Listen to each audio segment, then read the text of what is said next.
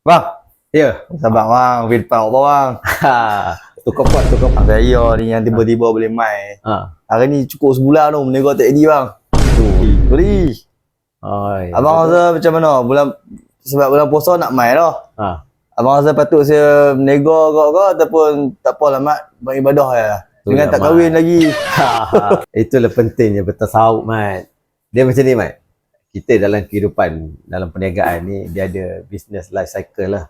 Ada introduction stage, ada growth stage, ada maturity stage dengan decline stage. Okay, dalam tempoh perniagaan ni, kalau kata hang duduk dalam introduction stage untuk bazar Ramadan ke, untuk berniaga bulan Ramadan ke, bolehlah hang berniaga.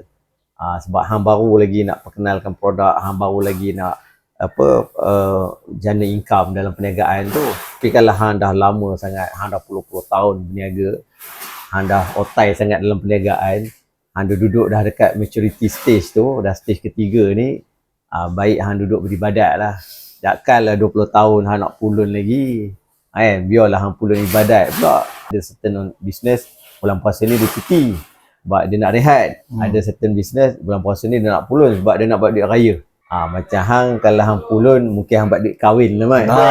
Tak apa. Kami doakan hang supaya hang tak payah berniaga tahun ni. Supaya hang beribadat lah, doa hang insya-Allah. Apalah. Mana tahu kokok dapat Lailatul Qadar.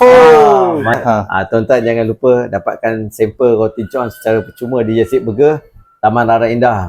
Untuk peniaga-peniaga di sekitar Pulau Pinang, anda boleh dapatkan sampel percuma di Yazid Burger. Hubungi 0166338709 untuk dapatkan sampel percuma. Tak ada nak ranjau. Ini tak ada nak ranjau ya. Jom kita berdakwah, bertaklim, bertazkiyah dan berhikmah. Masya Allah.